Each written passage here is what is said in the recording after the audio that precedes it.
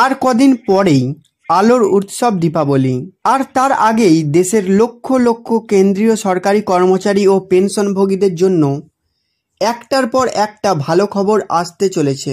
মধ্যবিত্তদের কর ছাড় ও জিএসটি বদলের পর এবার সরকারি কর্মীদের পালা। এক নয়, তিনটি বড় উপহার পেতে চলেছেন তারা, যা তাদের আর্থিক অবস্থার পাশাপাশি উৎসবের আনন্দকেও বহুগুণ বাড়িয়ে দেবে। এই উপহারগুলির মধ্যে রয়েছে অষ্টম বেতন কমিশন গঠন, মহার্ঘ ভাতা বা ডিএ বৃদ্ধি এবং দীপাবলির বোনাস। 1 নম্বর, অষ্টম বেতন কমিশন। বাড়তে চলেছে বেতন। 2026 সালের 1 জানুয়ারি থেকে অষ্টম বেতন কমিশন কার্যকর হওয়ার সম্ভাবনা রয়েছে। সাধারণত নতুন বেতন কমিশন গঠন হতে প্রায় 1.5-2 বছর সময় লাগে। সেই হিসেবে 2025 সালের অক্টোবরের মধ্যে রাজ্য সরকার অষ্টম বেতন কমিশনের টার্মস অফ রেফারেন্স প্রকাশ করতে পারে।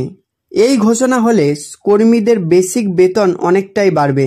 ফিডম্যান ফ্যাক্টর পরিবর্তন হওয়ায় লক্ষ লক্ষ কর্মচারী ও পেনশনভোগী সরাসরি উপকৃত হবেন। 2 নম্বর, মহার্ঘ ভাতার ডিএ বৃদ্ধি, বেতন ও পেনশন বাড়বে। বর্তমানে কেন্দ্রীয় সরকারি কর্মচারীরা 1 জানুয়ারি 2025 থেকে 55% হারে ডিএ পাচ্ছেন। এবার জুলাই থেকে ডিসেম্বর 2025-এর দ্বিতীয় কিস্তি ঘোষণা হতে চলেছে।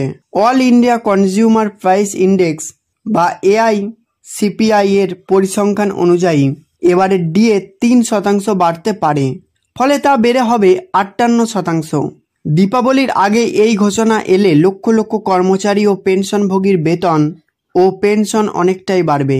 3 নম্বর, দিওয়ালির বোনাস, নগদ উপহার।